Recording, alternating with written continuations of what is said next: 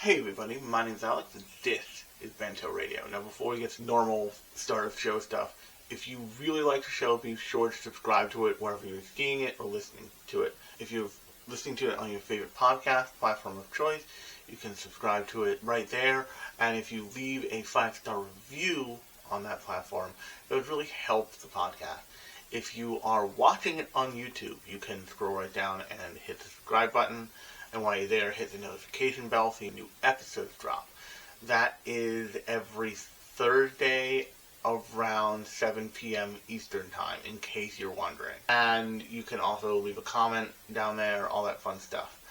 But if you absolutely love the podcast and can't get enough, you can go on over to the show's website, which is bento-box.ghost.io.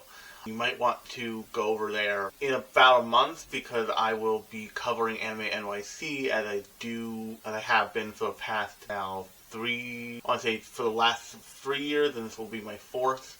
I get full press access, which means there are possibilities for interviews and also just I try to do a really first-person dive into what it is to go to a big convention like that. So if you've never been to a big convention, but you've thought about going, and you want to look at it from, at this point, quasi-normal attendant point of view, that's a great resource, and that's part of the reason why I do it every year. And I do a little write-up for every day, and then I usually do a big old podcast about it at the end, like that following Thursday, to do just a wrap up and give you my thoughts on the entire thing. So definitely go check that out.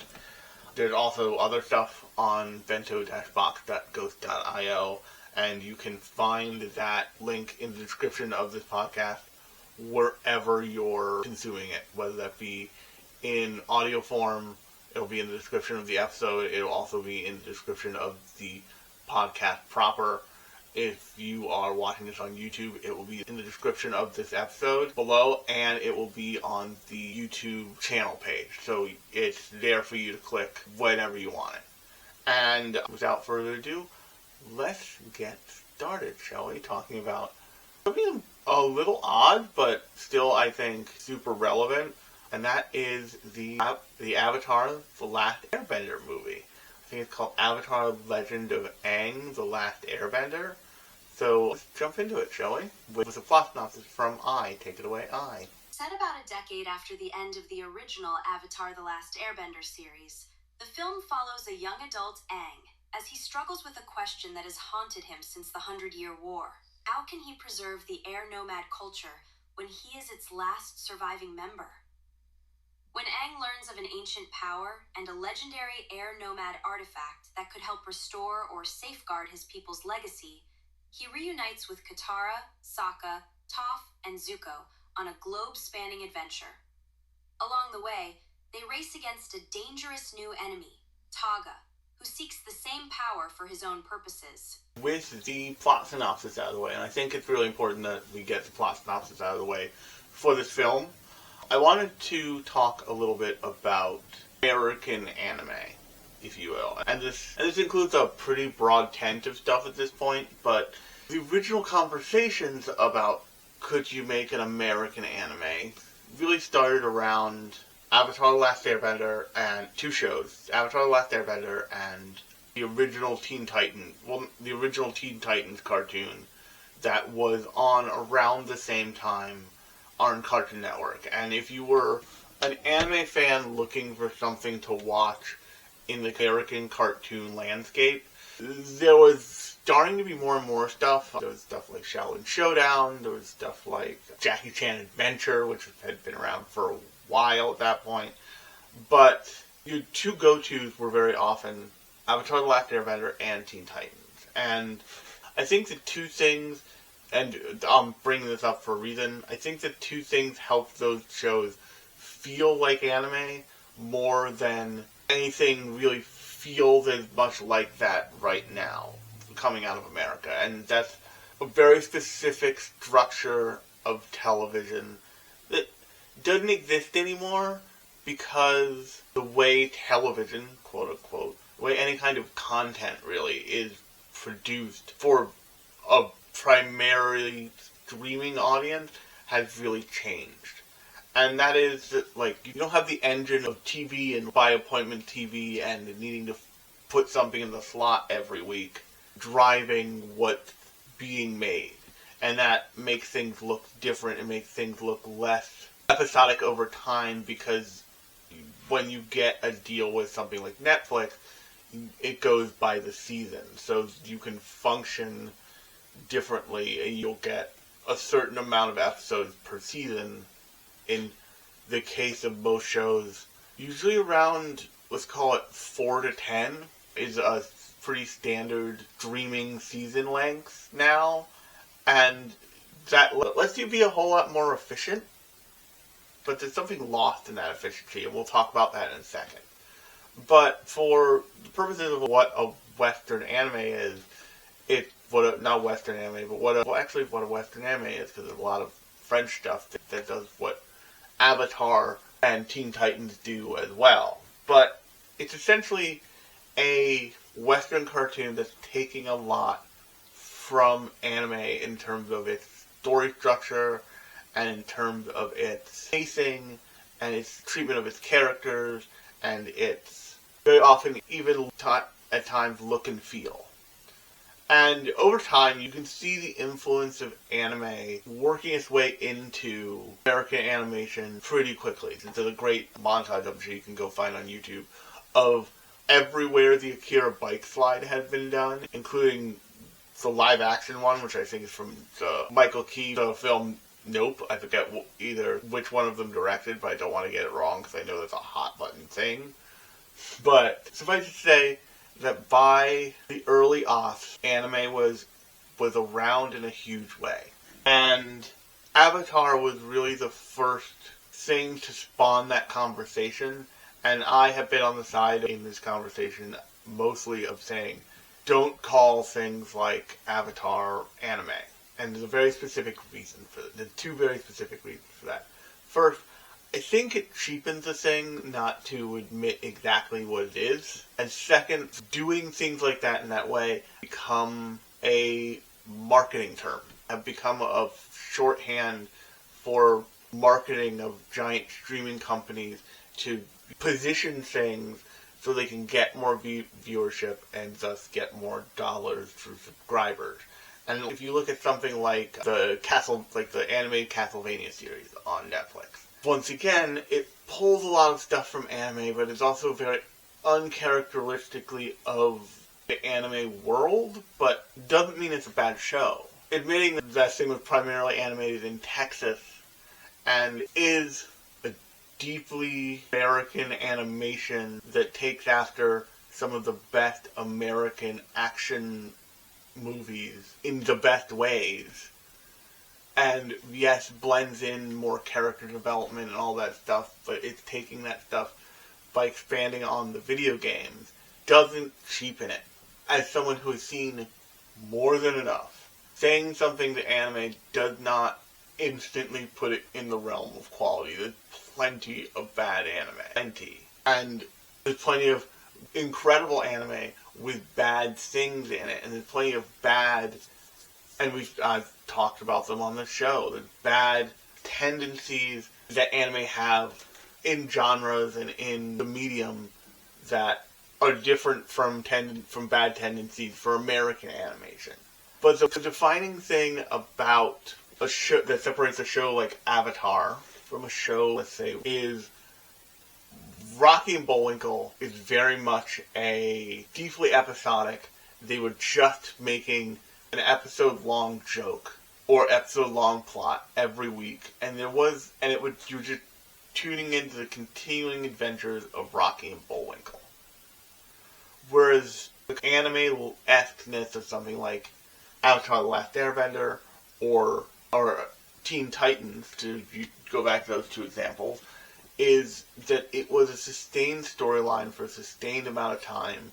There were massive character arcs and a lot of character growth that ran through the entire show, but you also got little capsule one-off episodic adventures alongside that. You got things that didn't really matter or wouldn't necessarily connect to the overall thing, and that gave you this sense that I think was really hard to find in American cartoons at the time and is getting difficult to find again in TV in general because of the way, like I said, TV and specifically writers' rooms for TV has changed, and that is, it gives you the sense that you're watching somebody's life in a more, these characters' lives in a more complete way.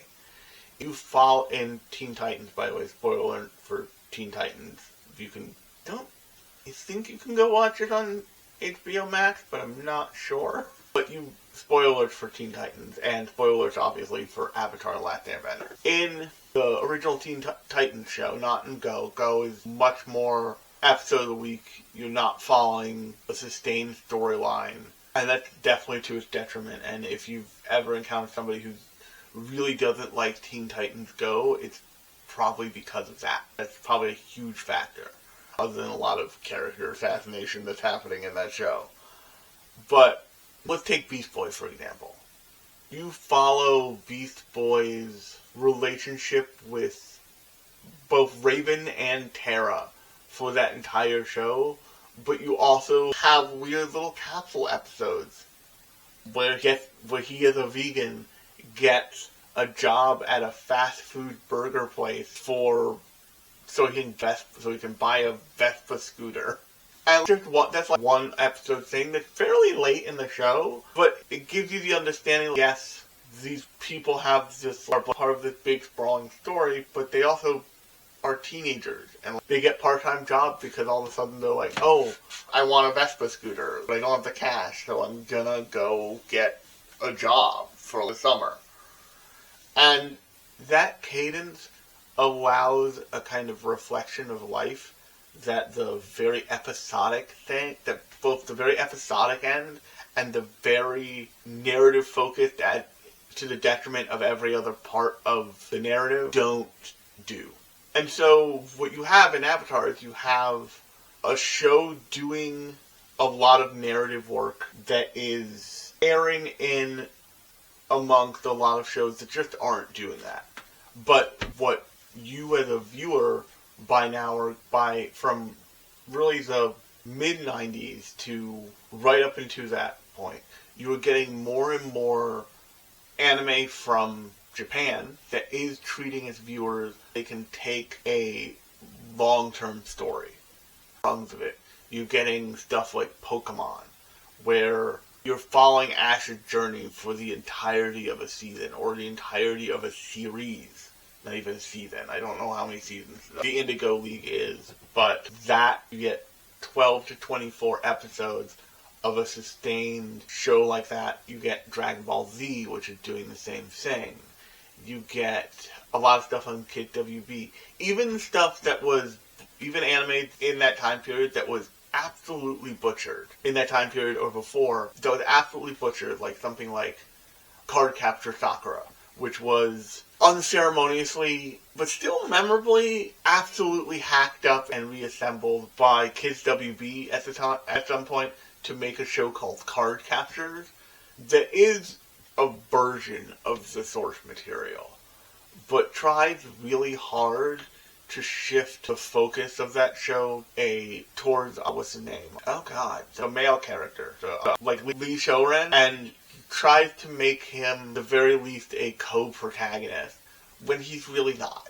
And you get this, the hilarious thing is you get this, because that show is so focused on Sakura and not really Lee, you get this weird show where the showed a shoujo action show on Kids WB, which, for the time it was running, was fun to tune into, because you're like, oh, there's not a whole lot like this out. The other thing about Avatar is that it was a show as a cartoon, was at times pretty obviously trying to teach kids really positive lessons around things like disability, things like sexism, like ableism, like sexism, like pride, like it, in a really key way, the peaceful resolution of conflict and the real emotional cost of violence and killing and all that stuff. It also did something that I think is really great. It's something that anime specifically does not shy away from. But for a very long time, and still to a certain extent, American cartoons can, and that is, it allows its underage characters to have feelings for each other and have those feelings go somewhere. I think that, in the original show, Aang is 12. I think Taka is 13, 14. The oldest main cast member by the end of the show is Zuko, who is fully 16 or 17. And the cast feels that way. They feel like proper teenagers, and the show is very careful to show them experiencing the world as preteens and teenagers. And there's really nothing else like that. And like I said, bringing in the heavy influences of anime, not just visually but narratively, helps that show establish a huge fan base in America, but also help it stand out from the crowd of everything else that was on. And before we get to the movie, then there's a lot of turbulence. Because then, immediately after the 3 seasons of Avatar, everything starts to fall apart around it. M. Night Shyamalan, famously, directed a live-action film. That sucks. It's one of the only films I've ever walked out of. Me and my girlfriend at the time were super excited to go see this thing. And within the first 5 minutes, they pronounced Aang's name 3 different ways, and we looked at each other. It was pouring outside, to be clear. And we're like, we couldn't do it. We're like, we can't do this. We can't sit through this movie.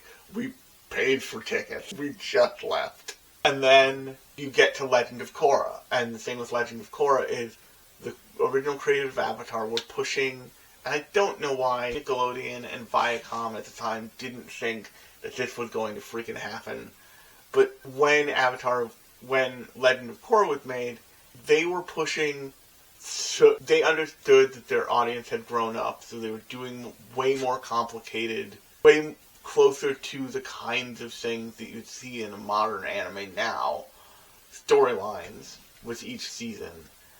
And they were also getting into really what, if you were a network executive, would feel like harrowing waters. The first season had terrorist organization, and by the last season, Korra is a confirmed queer character and dating Asami, and they tried their hardest but didn't quite stick the landing on ending that entire season on a girl-girl kiss. And they got real shafted by network executives because I don't think the network executives didn't like the content of the show.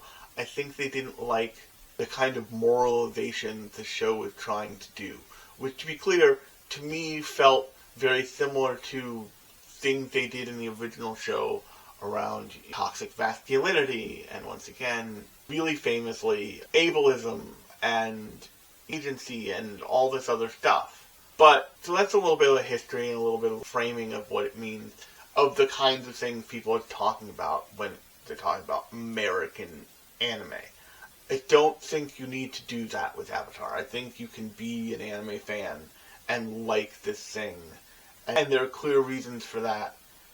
And it should be able to stand as its own thing, because that gives it the credit it really deserves, instead of just stealing things from an entire another medium of storytelling.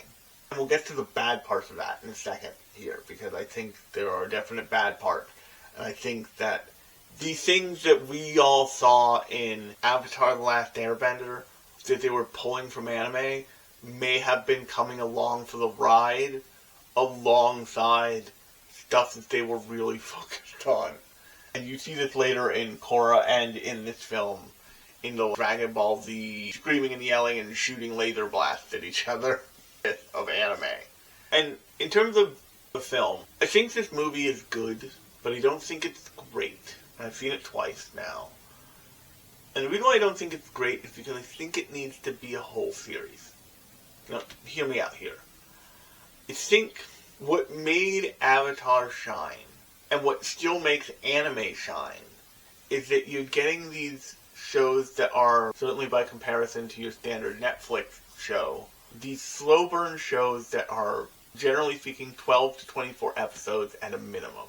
And at a maximum, you get things like long-running shonen anime that are... The shortest long-running shonen anime I can think of is a show that I talked about here, and that is a show called Kashi, and that show is, I believe, 52 episodes, and when I talk about that, I specifically called it short-form shonen, because 52 episodes is a very short runtime for a shonen action show of that show's type. And I've talked about it before, specifically with the mail system in Konoha for Naruto and Boruto, but there's all kinds of stuff like that. Well, the best examples are in Naruto, because it ran for so long, but you also have things like the newspaper system in One Piece, or the kind of casual but deeply real understanding of fashion in Bleach. You have these shows that run for hundreds of episodes. And the Avatar universe has had the opportunity to run for hundreds of episodes. I think there's over 100 episodes in Avatar: The Last Airbender, and there's, I think, 52 episodes, hilariously, in Legend of Korra. And doing that allows you to spend so much time in that universe that you see how the sausage is made completely in many ways. You see what life is like and you dump on the novels and the comic books and see a really full picture of a completely built world. And if you talk to people about their favorite thing about Avatar, yes, they'll gush about the characters, but they'll also gush about the world and the way the world feels full and fleshed out. And you have, because of the conceit of the reincarnation cycle of the Avatar cycle, you have this understanding the show has to engage with its own history in really meaningful ways, and probably the best way to do that is through the Legend of book series, which includes the Legend of Kyoshi, which is the first series, the Legend of Yang Chen, which is the second series, and the Legend of Roku, which is the third one. I think there's 3 books in each. But that series lets you spend time with avatars from a period of time before Aang. Starting chronologically with Yan Chen, but release-wise with what's-her-face, with Kyoshi. And they do a good job of intermingling all that stuff, but also making everything feel so much different and just as interesting, if not more, because they have a more active form of entertainment in reading, or in my case, I listen to all those books, and they're all pretty well narrated for audiobooks, not like Dungeon Crawler Carl level narrated, but they're really pretty well narrated for audiobooks, so you get to see the world before Aang is in it, and then you get to see the world significantly after Aang is in it. And the missing space has been, what did it look like to have an adult Avatar Aang? So much so that the Avatar: The Last Airbender comics, which take place after the show ends, and deal with finding Zuko's mother and I believe two other arcs, show you what happens immediately after Aang defeats Fire Lord Zuko. And then lead up towards what will be Korra, and then Korra has her own set of comics, deal with its own set of stuff. Only, from what I understand, those aren't as canonical as the original Avatar: The Last Airbender comics. But still, my point is they're spending a lot of time in this universe. They built this universe really brick by brick, and this movie is in a way a celebration of it. But the best way I've heard it explained of the offness of this movie is that it feels... This movie has a weird problem. It has a weird problem that is very anime in its form. And that is that it needs to be compelling, but it needs to not conflict with the thing that comes after it chronologically, which is Korra. So it can't make a meaningful character that can exist in the world. So you have this, but it also needs a central conceit a central conflict and arc that would work for a whole movie. So what you end up with in this film is something that feels a lot more like a Shonen Jump movie. It feels very encapsulated. in a way that feels odd for the entire universe they've built. And they're trying to do some world building in this film that I don't think is really necessary, because the cool thing about Avatar is that it solves that problem in the idea that it is not impossible for Avatar to live for an incredibly long time. It's also not uncommon for avatars to not live for very long at all. But by giving the space of multiple generations, and by using, so let's use Kyoshi as an example. Kyoshi lived for 200 years. And then eventually was just like, I am becoming the bad guy. I'm just gonna let go of being alive. Is essentially what Kyoshi did. Aang ran away and got sealed in ice for 100 years. So he is, by the end of his life, I think he's technically 142 or so. But they did the work of we're giving the world enough time to reset so we can bring over important characters, but not everyone needs to exist. And that helps deal with some plot holes. Although they do some work in this film to retroactively, since they're earlier in the timeline, seal some plot holes in Korra. And that allows each entry to stand by itself and still meaningfully affect what happens next. And it also helps because they're working from the middle out, in that, like, they've established Aang's storyline as being in the middle of this Avatar cycle, because now by the time Seven Havens comes out, you'll have two avatars after him, and you'll have dozens of avatars before him. But what the big problem with the film is, and the reason why I say I would have loved this to be even an 8-episode show. I don't think 4 would get it done, but I think 8 episodes would have gotten it done. And that is, the reason why people love these characters, the reason why people are super attached to these characters, is because we've spent tons of time with them. I'm gonna try and rewatch the entirety of Avatar, minus the books, because I need to maintain my sanity somehow, before Seven Havens comes out in early October. But in watching the first couple episodes, a lot of the way they maintain the storyline is showing you that the characters are traveling. And by bringing that up in the very first couple minutes of an episode, they're like, oh, at this rate, in an episode, I think in the episode in prison, they say, oh, at this rate, we won't make it to the North Pole until spring. And just that line gives you, like, a hook into the main overarching plot, and then they go have the episode they have, and do the world building they do. In this movie, they don't have an opportunity to do that.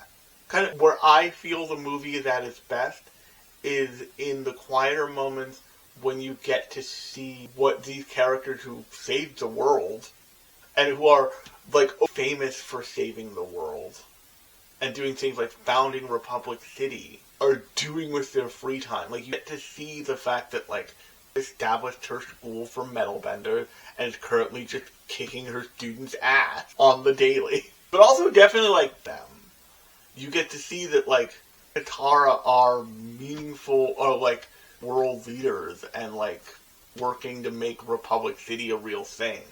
You get to see, but the interesting part you don't really have time for, because this is a core sadness at the heart of this movie, and this movie is dealing with something that Aang has always been dealing with, but now that he's an adult, and now that there's nothing on fire to focus on, there's no next mountain to climb for him anymore.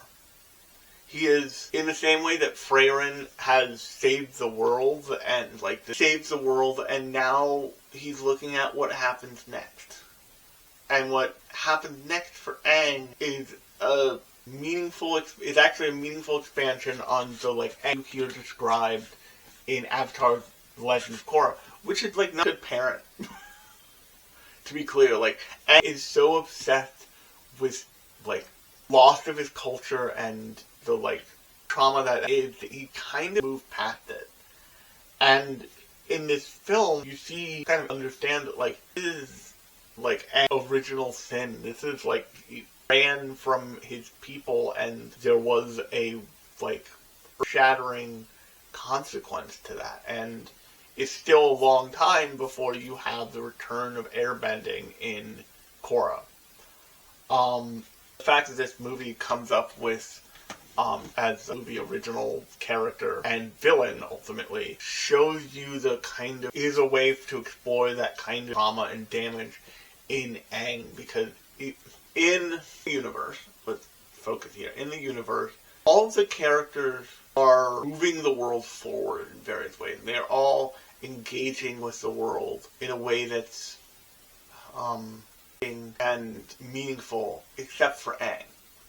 Aang is going around the world collecting relics from his culture and storing them at the Southern Air Temple.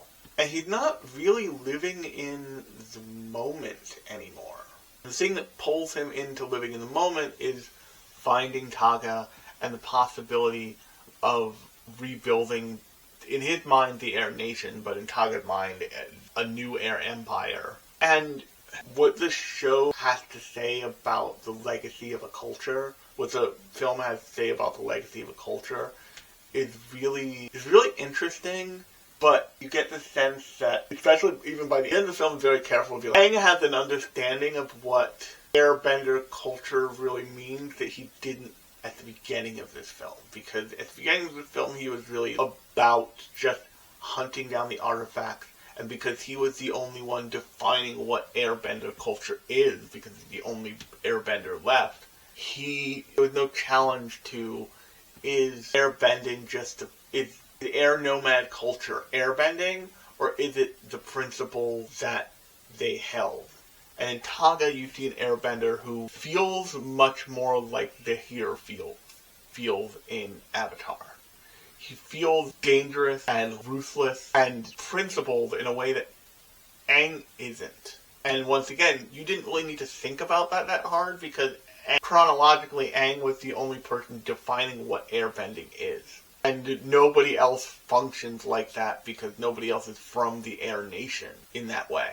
And I think that this is really intentional, but on the creator's end, but a really good thing that they do with every avatar. Every avatar struggles, and some of them fail, to be avatars who are without nation. Aang really struggles to be an avatar who is not an airbender first. Avatar Sito famously became essentially a high-ranking government official for the Fire Lord in his time, and is seen retroactively in terms of the Avatar as a disgrace for that reason. But you look at someone like Yang Chen is so, in her time, so ruthless and so un-Air Nomad-esque that she is, I think by the time of her death, she is actively banned from 2 air temples out of 4. That's a huge deal, because she is an air nomad. She is an airbender. Probably the Kyoshi, because of the way she came up through the world, is so heavy-handed that she essentially created the circumstances for the Fire Nation to not just be overly proud, but be a dominating threat in the world. The person who shows up and threatens the Fire Lord in a way that tips the first domino that leads to Sozin in her ways. And interestingly, you have in every avatar's, and Korra gets blamed for this a lot, in every avatar's journey you get a point at which they encounter a previous avatar. And every time they encounter that previous avatar, the first time they encounter them is the avatar's like, hey, sorry, you're cleaning up my mess. It happens for Korra, it happens for Aang, it happens for Roku, it happens for Kyoshi, it happens for Turok, and it happens for Yang Chen. And in this film, it happens with Aang, for the second time, in the form of Sonam. And Sonam is considered the lost avatar, and her culture, her attempt at being the best, being at her time, modern idea of what Air Nomad culture meant, ultimately ended up producing the circumstances that created Taka. and she sealed Taka on top of a mountain because she didn't know what to do with him, but also didn't want to kill him because she couldn't let go of her roots there. And in Aang's relentless pursuit for him to preserve his culture and to try and bring his culture back into the world and achieve balance in that way, he forces the issue by going and finding the magical MacGuffin staff, by going and finding Sonam's staff, and wants to hand-pick people to remake the Air Nation. And you start to see Tenzin in his father.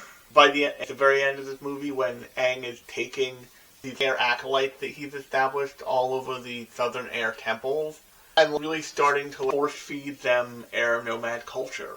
He's basically starting a cult. But he doesn't, because you don't get to spend time with the characters in the way that you do in Korra or the original series or the comics, it flattens them out a lot.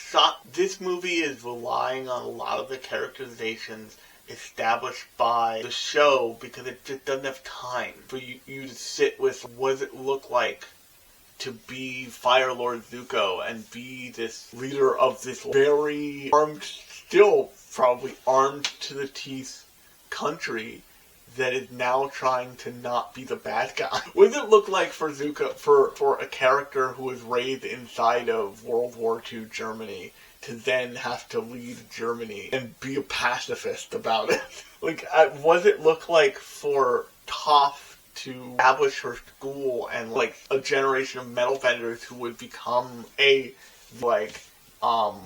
Gilded Age wealthy class, but also the cops? What does it look like what does Sokka's, hilariously, you get the least of this, what does Sokka's look like after the, adventures with the Avatar? What does Katara's life look like, essentially from what you understand, running, city by herself? Is essentially the only founding member of the Avatar's, of Republic City, who's there running it. She's speeches and all this stuff, but the best way I've heard her described in this movie is probably as a hype woman for Aang. What does it look like for them to be in a relationship and for Katara to be in this relationship with someone who's only ever half there because they're so consumed by this trauma that is formative for them, but the way they're dealing with it is so all-consuming that it's not the version of Aang that you see interacting with his own culture in any way he could figure out how is not in a good place in the beginning of this movie. And a lot of this movie is trying to tell Aang remember that the culture of your people is not about bending. The culture of your people is about the morals and meanings that your people placed on revolution and being nomadic in a meaningful way and preserving life and even acting as kind of men, which is what Sonam tried to do and what Air Nomads under Tenzin tried to return to in Korra. What does it mean? I think that this film, if it has a lesson, is trying to teach the Avatar, trying to teach Aang, and to a lot of extent the viewers, bending is not the point. The bending is not, and you see in the Gnai the first glimpses of the equalist and of the imbalance that will exist into Korra that creates. Korra is the first truly modern Avatar. Korra exists in the same universe in which cars exist. And Korra exists in the same universe that a pro sports league exists in the form of pro betting. And the problems Korra faces are modern in a way that the problems that Aang and the previous Avatars faced couldn't be, because there's modern luxury. They show Mako working as a lightning bender at a power plant. By the end of Korra's fighting a giant robot, has fought a giant robot.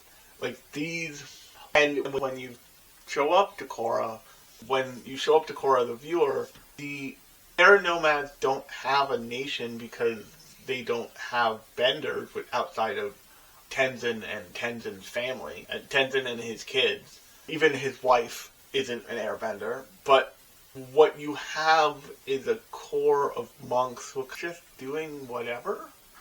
You have essentially what Aang makes in establishing the Air Acolytes is not an Air Nation. He essentially makes a variation of the Amish or the Mennonites in place of a nation, because in his mind, even by the end of the film, it's not complete without the bending part of it. And this entire film, I wanted more out of it, because it is the first mainline Avatar thing in a long time. And it's the first, other than the books. I think the most recent Roku book came out last year.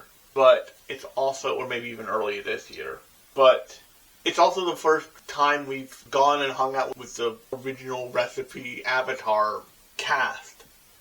And you just don't, like, the movie is so laser focused on its plot that it can't meander. So what ends up being my favorite parts of the film are the very beginning, where you get to see what everybody's doing, the Capway version of what everybody's doing. And in specific, I like that the movie shows that Aang and Katara have a relationship, and they are a couple, and they are in this place where they have an apartment. They live together. They meaningfully sleep together. This Korra establishes that Aang and Katara ultimately sleep together and have kids and raise a family, or raise a pretty dysfunctional family, alarmingly top-tier, deeply dysfunctional family.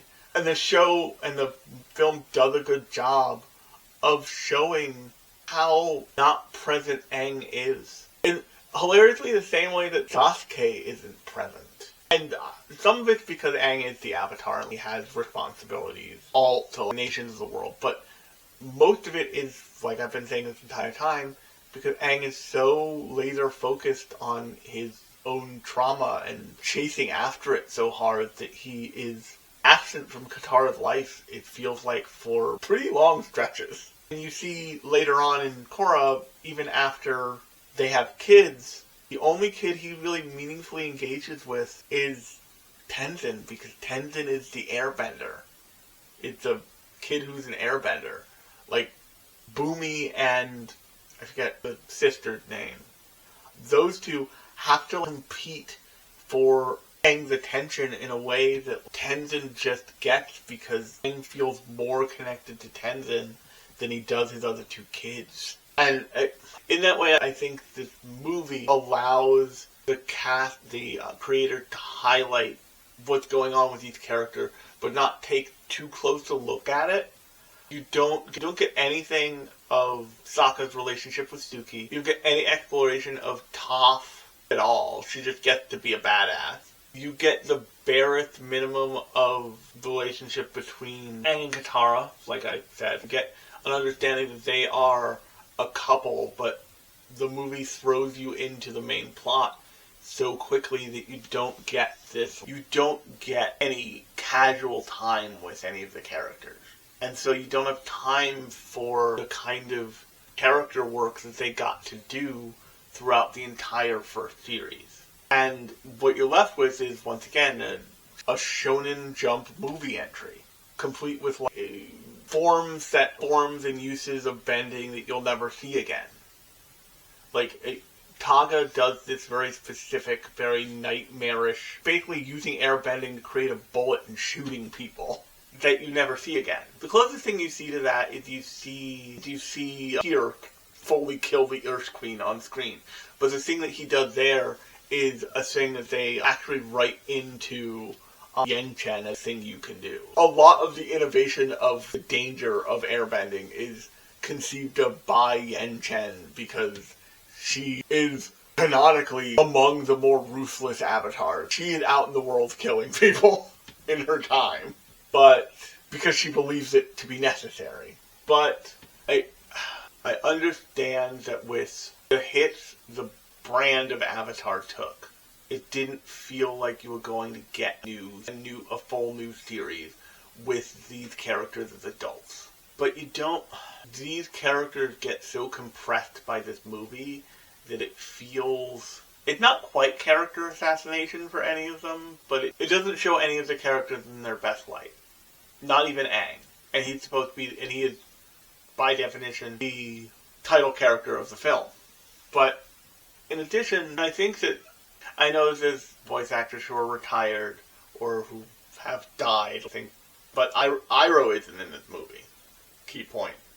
But I think that also replacing the voice cast entirely, but also having the characters do voices that are very close to the originals, was not great. It just wasn't great. Especially when this property is still so popular that the voice actors, like the voice actor for Toph, the voice actor for Korra, and the voice actor certainly for, I think Dante Bosco is the voice actor for, although I'm probably horribly wrong, for Zuko, are still, the voice actors for Korra and Zuko have a podcast about Avatar. They're out there and they're in their working lives. They're going to conventions. They're signing stuff for the show. Pay them the money and have them do the thing. And I think pay them the money, have them do the thing is what I would say. Like just, oh, you retire. What if we just backed up this dump truck of cash? Oh, hey, we want you to do this one more time. Go for it. And I just wanted, and this is probably where I'm going to leave it because I'm spinning at this point, but I just wanted more out of this thing. And like I said, I think that it's incredibly beautiful.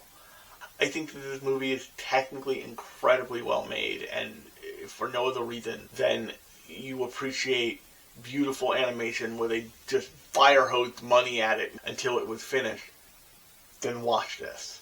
But I think that it so needed more. Like I said, if this show could have 8 episodes where you could spend more time with the characters, if this movie was an 8-episode show where you could spend time with the characters, I think that would be so much better in working with the characters. But once again, the people working on it would then have to contend with things like, where the hell is Taka? Because they show Sokka's workshop, and they show that he's clearly with a water tribe somewhere, but they don't show you where. Did he go back to the Northern Water Tribe after that girlfriend at the moon? Is he still with Suki? What this movie manages to give you more of the characters without giving you, to give you just enough of the world without really giving you any more of it. And I think that's really where it falters. On that note, that's where I'm going to leave it. So, hey, I hope you enjoyed the podcast, and if you did, be sure to subscribe wherever you're listening or watching. If you're listening to it on a podcast platform and they allow you to give a 5-star review, be sure to do that. If you're watching this on YouTube and you really liked what you saw, be sure to subscribe to the YouTube channel and like the video.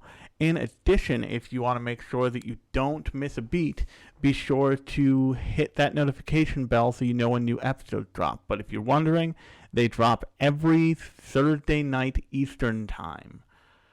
And on that note, if you really love the podcast and you really love what I'm trying to do here, be sure to give the website a look. That website is bento-box.ghost.io.